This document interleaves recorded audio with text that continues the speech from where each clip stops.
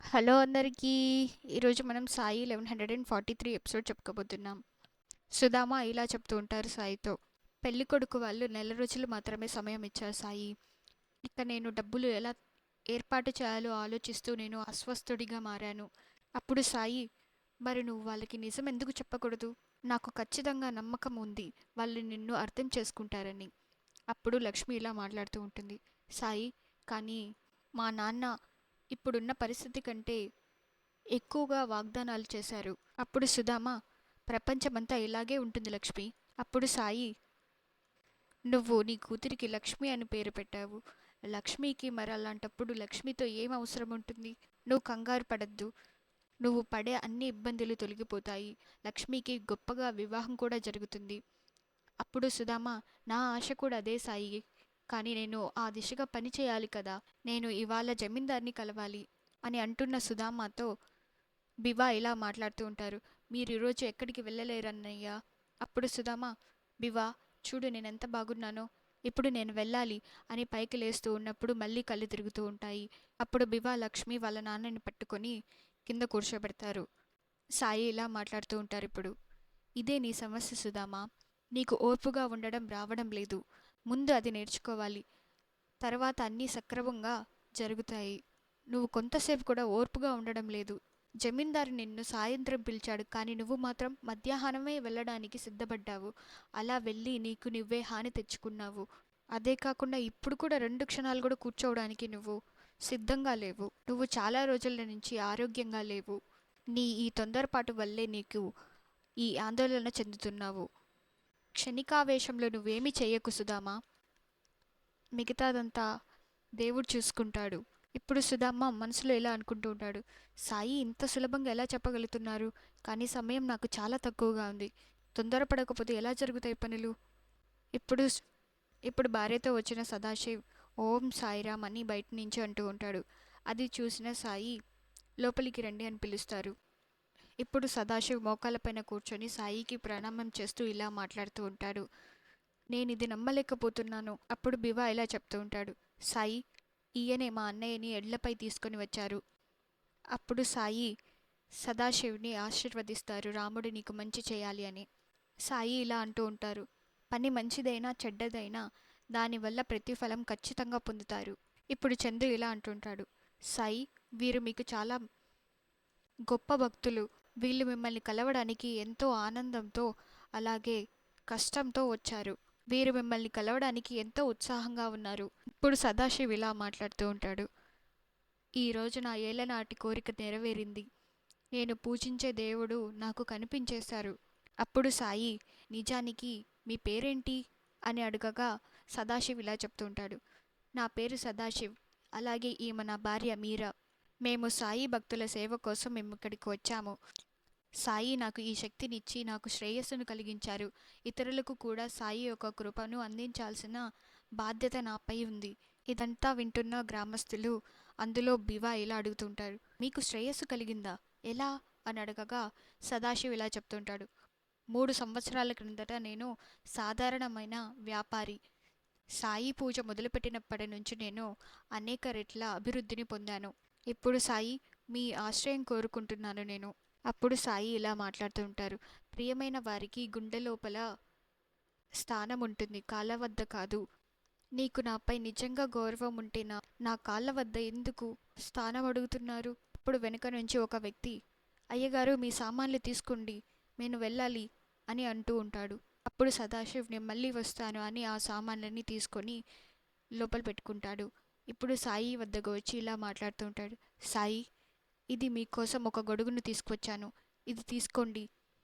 ఇది బంగారంతో అలాగే వెండితో అలంకరించబడి ఉంది. అది విన్న సాయి, నేను ఒక సన్యాసిని. నాకు బంగారం అవసరం లేదు, అలాగే ఏ వెండి అవసరం లేదు. అలా అంటున్న సాయితో సదాశివ్, దయచేసి తిరస్కరించకండి సాయి. నేను మొదటిసారిగా మీకు ఒకటి ఇవ్వాలనుకుంటున్నాను. అలాగే అప్పుడు సాయి చిన్న స్మైల్ ఇచ్చి, అలాగే దానిని ఒక మూలన ఉంచండి. దాని అవసరం ఉన్న వాళ్ళు దానిని ఉపయోగించి మళ్ళీ తిరిగి అక్కడే పెట్టేస్తారు. అప్పుడు సదాశివ్, అందుకే సాయి మిమ్మల్ని ఎక్కువగా నిన్ను ప్రార్థిస్తాను. మీరు మీకంటే ఇతరుల గురించి ఎక్కువగా ఆలోచిస్తారు. ఇంకొక విషయం కూడా అడగాలనుకుంటున్నాను సాయి. నేను ఇక్కడ కొన్ని రోజులు ఉండి నీకు సేవ చేయాలనుకుంటున్నాను. అప్పుడు సాయి, నేను మిమ్మల్ని అడ్డుకోవడం లేదు. కానీ గుర్తుంచుకోండి, నా ప్రియమైన వారిని సేవించడం అంటే నన్ను సేవించడమే. అప్పుడు సదాశివ్ అలాగే సాయి అంటాడు. ఇప్పుడు సాయి ఇలా అంటూ ఉంటారు, బివా, ఇతను షిరిడీలో అతిథి. ఈయన మీ ఇంట్లో ఉండాలని నేను కోరుకుంటున్నాను. అది విన్న బివా, కానీ సాయి, నేను ఒక పూరి గుడిసెలో ఉంటున్నాను. కానీ సాయి, నా ఇల్లు చాలా చిన్నది. ఈయన మా ఇంట్లో ఎలా ఉండగలుగుతారు అని బివా సంకోచిస్తూ చెప్తున్నప్పుడు సదాశివ్ ఇలా మాట్లాడుతూ ఉంటాడు. బివా, ఇల్లు చిన్నదా లేక పెద్దదా అనేది ముఖ్యం కాదు. అందులో ఉండే వాళ్ళ మనసు ముఖ్యం. మీరు కేవలం మాకు తలదాచుకునేంత ప్లేస్ ఇవ్వండి చాలు. మేము దాన్ని సంతోషంగా స్వీకరిస్తాము. సాయి యొక్క ఆజ్ఞ దేవుని యొక్క ఆజ్ఞ లాంటిది నాకు. ఇప్పుడు బలవంత్ గారిని గ్రామస్తులందరూ కర్రలతో గట్టి గట్టిగా కొడుతూ ఉంటారు. పెద్ద గాలి రావడంతో అందరూ పక్కకి వెళ్ళిపోతారు. ఇప్పుడు బలవంత్ గారు సాయి రావడం చూసి సాయి కాళ్ళ మీద పడుతూ ఇలా మాట్లాడుతూ ఉంటాడు. సాయి, మీరు నన్ను కాపాడాలి, లేదంటే వీళ్ళందరూ నన్ను కొట్టి చంపేస్తారు అని కళ్ళు తెరిచి చూస్తే బలవంత్ గారికి అది కల అని అర్థమవుతుంది. కళ నుంచి బయటికి వచ్చేటప్పుడు తన పక్కన టేబుల్ పైన ఒక గ్లాస్ ఉంటుంది. ఆ గ్లాస్ని పొరపాటున తగిలి కింద పడేస్తారు. అప్పుడు బలవంత్ గారి వైఫ్ వచ్చి ఇలా అడుగుతూ ఉంటుంది. ఏం జరిగిందండి, ఏమైంది, మీరు బాగానే ఉన్నారు కదా? కొద్దిసేపటి క్రిందటే వచ్చి చూశాను, మీరు చాలా నిద్రలో ఉన్నారు. కొద్దిసేపటి క్రిందటే వచ్చి చూశాను, మీరు గాఢ నిద్రలో ఉన్నారు. మీకేమైనా చెడుకలలు వచ్చాయా ఏంటి? ఒకవేళ మీకు నిజంగానే చెడుకల వచ్చినింటే ఒకరికి భిక్ష ఇవ్వడం ద్వారా దాని ప్రభావాన్ని దూరం చేస్తుంది. అప్పుడు బలవంత్ గారు, నేను బాగున్నాను కుసుం, నేను కళల గురించి ఎందుకు భయపడతాను? వెళ్ళు, నీ పని నువ్వు చేసుకో, వెళ్ళు అని కుసుమ్ని అక్కడి నుంచి పంపించేస్తారు. నేనెప్పుడు ఎవరి కాళ్ళ మీద పడను, కానీ నేను సాయి కాళ్ళ మీద పడ్డాను అని కల్లో వచ్చేసింది. అతన్ని నేను కాపాడమని వేడుకుంటున్నాను. అయినా ఇదంతా నాకు కళ్ళు ఎందుకు వచ్చింది? ఇప్పుడు కులకర్ణి సర్కార్ బయట ఉన్న ఒక వ్యక్తిని డబ్బులు కట్టలేదని బెదిరిస్తూ ఇలా మాట్లాడుతూ ఉంటాడు. నువ్వు నా డబ్బులు దోచుకోవాలని చూస్తున్నావు కదా. ఇప్పుడు చూడు, ఆ ప్లేట్లో ఉన్న కాయిన్స్ అన్ని మింగాలి, తీసుకో, తినవి అని కులకర్ణి సర్కార్ అంటూ ఉంటారు. ఆ వ్యక్తి మాత్రం, లేదు కులకర్ణి సర్కార్, నన్ను క్షమించండి. కానీ కులకర్ణి సర్కార్ అతని మాటలు ఏం వినకుండా ప్లేట్లో ఉన్న కాయిన్స్ తీసి తన నోట్లో పెట్టి బలవంతంగా తినమని చెప్తూ ఉంటారు. ఇదంతా బలవంత్ గారు బయట కూర్చొని చూస్తూ ఉంటారు. అప్పుడు బలవంత్ గారు మనసులో ఇలా అనుకుంటూ ఉంటారు, ఇది మూర్ఖుని అసలు స్వరూపం. కులకర్ణి సర్కార్ ఆయన్ని గెలిచాడని భావిస్తాడు, కానీ అమాయకులను ఎప్పుడూ వేధిస్తూ ఉంటాడు. ఇప్పుడు ఆ బాధితుడు ఇలా మాట్లాడుతూ ఉంటాడు. కులకర్ణి సర్కార్, నేను మీ వద్ద తీసుకున్న డబ్బుని తిరిగిస్తాను, దయచేసి నాకు గడువు ఇవ్వండి. అప్పుడు కులకర్ణి సర్కార్, సరే, నేను కొంచెం నీకు గడువు ఇస్తాను. 2 రోజుల్లో నువ్వు నాకు తీసుకున్న డబ్బుతో పాటు వడ్డీతో సహా నాకు తిరిగివ్వాలి. ఒకవేళ నువ్వు ఆ డబ్బుని తిరిగివ్వలేకపోతే నీ భూమి నా సొంతం అవుతుంది. అది విన్న ఆ బాధితుడు, కులకర్ణి సర్కార్, దయచేసి ఇలా చేయకండి, నాపై జాలి చూపించండి కులకర్ణి సర్కార్. ఇప్పుడు కులకర్ణి సర్కార్, నేను దయ చూపించాను, అప్పుడు నీ భూమిని తాకట్టు పెట్టి డబ్బు ఇవ్వటానికి నువ్వు అంగీకరించావు. ఇప్పుడు బలవంత్ గారికి అదే కల గుర్తుకొస్తూ ఉంటుంది. సాయి పాదాల మీద పడి, నన్ను కాపాడండి సాయి, నన్ను రక్షించండి అని వేడుకుంటున్నవి కనిపిస్తూ ఉంటుంది. ఇప్పుడు కులకర్ణి సర్కార్ ఆ వ్యక్తితో ఇలా మాట్లాడుతూ ఉంటాడు. గ్రామంలో ప్రతి ఒక్కరికి తెలుసు, ఎవరైనా నా దగ్గర అప్పు తీసుకుంటే ఒకవేళ దాన్ని తిరిగి కట్టలేకపోతే వారి భూమి నా సొంతం అవుతుందని. నువ్వు నీ భూమిని ప్రేమిస్తున్నట్లయితే 2 రోజుల్లో నీ అప్పును తీర్చేసి నీ భూమిని నువ్వు తిరిగి తీసుకోవచ్చు. హరి ఓం హరి ఓం అంటూ ఉంటారు. తిరిగి ఇంటి లోపలికి వెళ్తున్నప్పుడు బలవంత్ గారు మౌనంగా కూర్చొని ఉండడం చూసి బలవంత్ గారి వద్దకు వెళ్ళి, హరి ఓం హరి ఓం, ఏంటి బలవంత్ గారు, ఏంటి సంగతి, ఆ ఫకీర్ గురించి ఆలోచిస్తున్నారా? అప్పుడు బలవంత్ గారు, ఈ కొరకని సర్కార్కి ఎలా తెలిసిపోయింది? అప్పుడు బలవంత్ గారు, నేను మీలాంటి వాడిని కాదు, ఫకీర్ గురించి ఏళ్ల తరబడి ఆలోచించడానికి. అప్పుడు కులకర్ణి సర్కార్, బలవంత్ గారు, మీరు చిరాకు పడుతున్నట్లు అనిపిస్తోంది. మీరు ఆ ఫకీర్తో ఏమైనా ఓడిపోయారా? అవును, మీరు ఒకప్పుడు నాతో చెప్పారు, నేను ఆ ఫకీర్తో ఓడిపోవడం అంటూ జరగదు అని. అయినా ఆ తప్పు మీది కాదు బలవంత్ గారు. ఆ ఫకీర్ ఒక దుష్టుడు. అతను కాలా జాదూ చేస్తాడు. అతన్ని నమ్మిన వారు భక్తి అలాగే విశ్వాసం చూపుతారు. అతని గురించి నిజం తెలిసిన వారు అతనిని ద్వేషించే వారిని గుర్తించేలా చేస్తాడు. కానీ ఆయన్ని మాత్రం స్మరిస్తూనే ఉంటారు. అప్పుడు బలవంత్ గారు, అవును, నేను ఇక్కడికి వచ్చినప్పటి నుంచి అదే చూస్తున్నాను. అప్పుడు కులకర్ణి సర్కార్, హరి ఓం హరి ఓం. బల్వంత్ గారు, నేను ఇప్పటికీ ఓడిపోలేదు, అలాగే ఎప్పటికీ ఓడిపోను. ఇక ముందు కూడా నేను ఓడిపోను. నేనెవ్వరికీ భయపడను, అలాగే ఎవరిని క్షమించను. ఇప్పుడు బలవంత్ గారు ఇలా మాట్లాడుతూ ఉంటారు, నేను ఎవరిని క్షమించలేదు, ఎవరికీ భయపడలేదు, అలాగే ఎవరిని ఇంకా క్షమించలేదు. ఇప్పుడు నేను ఆ ఫకీర్ మీద ఎలా దాడి చేయబోతున్నానో దాని గురించి మీరు కానీ ఆ ఫకీర్ కానీ ఊహించలేరు. అప్పుడు కులకర్ణి సర్కార్ నవ్వుతూ, హరి ఓం హరి ఓం. చెయ్యండి చెయ్యండి బలవంత్ గారు, దయచేసి చెయ్యండి. మీకేదైనా సహాయం కావాలంటే నన్ను తప్పకుండా అడగండి.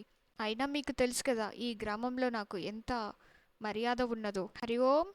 అది విన్న బలవంత్ గారు నవ్వుతూ, మీకొకటి చెప్పన కులకర్ణి సర్కార్ అని అనగా, కులకర్ణి సర్కార్ చెప్పండి ఖచ్చితంగా అని అంటున్నప్పుడు బలవంత్ గారు ఇలా చెప్తూ ఉంటారు, నేను ఇక్కడ చూసిన దాన్ని అలాగే నేను అర్థం చేసుకున్న దాని వల్ల నీకు ఒకటి చెప్తున్నాను. మీరు డ్రామా సృష్టించడంలో చాలా ఇష్టపడతారు, మీ శక్తిని చూపించడం కాదు. మీకు డ్రామా అంటే అర్థం తెలుసా? ఒక సన్నివేశం, మనుషులను బాధించడం, బెదిరించడం, భయపెట్టడం, ఇవన్నీ. ఏదేమైనప్పటికీ మీరు దీని ద్వారా సంతోషంగా ఉంటే దీన్ని ఇలాగే కొనసాగించండి. కానీ మీరు ఒక్క విషయం అర్థం చేసుకోవాలి, శక్తిని ఉపయోగించి మీరు కొంతకాలం ఒక వ్యక్తిని నియంత్రించగలరు, కానీ తర్వాత శక్తి పట్ల భయం తొలగిపోతుంది. దాని స్థానంలో మన మెదడును ఉపయోగిస్తే ప్రపంచాన్ని సులభంగా పాలించవచ్చు. ఆంగ్లేయులు మనపై ఏ విధంగా పాలన చేస్తున్నారో చూడండి. నేను వాళ్ళ వద్ద నేర్చుకున్నదే ఇదే. దీన్నే ఆలోచన క్రీడ అంటారు. మీ దగ్గర నుంచి నేను సహాయం ఆశించడం లేదు, అయినప్పటికీ చివరికి నేనే గెలుస్తాను, నన్నెవరూ ఓడించలేరు. త్వరలోనే ఈ గ్రామస్తులను అలాగే ఆ ఫకీర్ని ఓడిస్తాను. అది కూడా మీరు త్వరలోనే చూడబోతున్నారు. ఫకీర్ అలాగే షిరిడీ ప్రజలు నాకు లోబడిపోతారని. ఇప్పుడు ద్వారకామాయిలో ఉన్న బాయ్జామా సదాశివ్ ఇచ్చిన గొడుగును చూస్తూ ఉంటే సాయి ఇలా మాట్లాడుతూ ఉంటారు, బాయ్జామా, ఖరీదైన గొడుగు కానీ అలాగే సాధారణమైన గొడుగు కానీ ఒకే పని చేస్తాయి. అది వర్షం అలాగే ఎండ నుంచి మనల్ని కాపాడతాయి. అప్పుడు బాయ్జామా, నువ్వు సరిగ్గా చెప్పావు సాయి, కానీ నేను చెప్పాలనుకుంటున్నాను సదాశివ్ చాలా మంచి వ్యక్తి అని, చాలా మంచి నీతి వ్యక్తి అని నాకు అనిపిస్తుంది. పాటిల్ గారు కూడా ఇదే అభిప్రాయాన్ని కలిగి ఉన్నారని నాతో అన్నారు. మీరు ఆయన ఇచ్చిన ఖరీదైన బహుమతిని పట్టించుకోలేదు, అలాగే ఎలాంటి నిరాశను కూడా అతనికి ఇవ్వలేదు. అయితే ఆయన్ని బివా ఇంట్లో ఉండటానికి అంగీకరించారు. నిజంగా సాయి, ఇటువంటి వ్యక్తులు అరుదుగా ఉంటారు. అప్పుడు సాయి, మీరు సరిగ్గా చెప్పారు బైజామా, ఇటువంటి వ్యక్తులు అరుదుగా ఉంటారు. ఇప్పుడు బివా వైఫ్ బివా దగ్గరికి వచ్చి ఇలా మాట్లాడుతూ ఉంటుంది, ఏమండి, సాయి మన పరిస్థితి తెలుసుకోకుండా సదాశివ్ గారిని మన ఇంటికి పంపించారు. వాళ్ళు రుచికరమైన ఆహారానికి అలవాటు పడి ఉంటారు. మన దగ్గర కేవలం పప్పు బియ్యం అలాగే ఉల్లిపాయలున్నాయి. అలాంటి వ్యక్తులకు కిచిడీ పెట్టడం మన వల్ల కాదు. అప్పుడు బివా, సుభద్ర, చూడు సుభద్ర, సాయి మనకు ఈ పనిని అప్పగించారంటే అందులో ఏదో ఒక కారణం ఉంటుంది. అప్పుడు సుభద్ర, అది నాకు తెలుసండి, కానీ ఇప్పుడు మనం ఏం చేయాలి, వాళ్ళకి ఏం వండి పెట్టాలి? అప్పుడు బివా, సుభద్ర, నేను అప్పుగా సరుకులు తీసుకొస్తాను, దాంతో మనం కాస్త వండి పెట్టి వాళ్ళని సంతోషపెట్టగలము. గంగారాం షాపు ఇప్పటికి తెరిచి ఉంటుందని నేను అనుకోవడం లేదు. నువ్వేం చింతించకు సుభద్ర, సాయి మనకి ఈ పని అప్పగించారంటే దీనివల్ల మనకు మంచి జరుగుతుంది అని బివా లోపలికి వెళ్ళి సామాగ్రి బ్యాగ్ని తీసుకొని బయటికి వెళ్తున్నప్పుడు సదాశివ్ ఇలా మాట్లాడుతూ ఉంటాడు, బివా, ఈ సమయంలో ఎక్కడికి వెళ్తున్నారు? అప్పుడు బివా, మీకు కావలసిన సరుకులు తీసుకురావడానికి వెళ్తున్నాను. అప్పుడు సదాశివ్, మాకు కావలసిన సరుకులా? మరి మాకు కావలసిన సరుకులైతే మమ్మల్ని అడగకుండానే మీరు వెళ్తున్నారే? ఈరోజు నాకు నెయ్యితో చేసిన పూరన్ పోని తినాలనిపిస్తుంది, అలాగే కమ్మని మామిడికాయ రసము, అలాగే కొన్ని స్వీట్స్ ఉంటే చాలా బాగుంటుంది, అది నాకు చాలా ఇష్టం.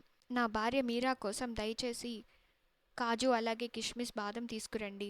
ఇదంతా విన్న బివా చేతులు జోడించి ఇలా మాట్లాడుతూ ఉంటాడు, క్షమించండి సదాశివ్ గారు, మేము పేద కుటుంబం వాళ్ళము. మేం మీకు ఇన్ని రకాల వంటకాలు వండించాలనే ఉంది, కానీ మేము అది చెయ్యలేము. కానీ నేను చేయగలంతా చేసి ప్రయత్నిస్తాను.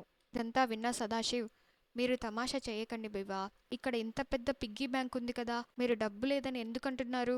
అప్పుడు బివా, ఈ పిగ్గీ బ్యాంక్ చాలా పెద్దదిగా ఉంది, కానీ ఇందులో అంతా ఖాళీగానే ఉంది. ఎక్కువలో ఎక్కువగా 3 అణాలు ఉండవచ్చు. అప్పుడు సదాశివ్, మాకు డబ్బు ఖర్చు చేయడానికి మీకు ఇష్టం లేదని నాకు స్పష్టంగా అర్థమైపోతుంది. లేదు సదాశివ్ అన్నయ్య, నేను నిజమే చెప్తున్నాను, కావాలంటే మీరే చూడండి, అని బివా ఆ కుండని కిందకు దించబోతుంటే దాంట్లో చాలా డబ్బులున్నట్లు అలాగే కుండ చాలా బరువుగా ఉండడం కనిపిస్తుంది. ఏమీ అర్థం కాని బివా ఆ పిగ్గీ బ్యాంక్ని నేలకేసి కొడతాడు. అప్పుడు చాలా డబ్బులు ఉండడం కనిపిస్తుంది. ఇంతటితో ఎపిసోడ్ కంప్లీట్ అవుతుంది. ఈ వీడియో నచ్చితే లైక్ చేయండి, షేర్ చేయండి, అలాగే కామెంట్ చేయండి. Thank you for watching. Please subscribe to my channel.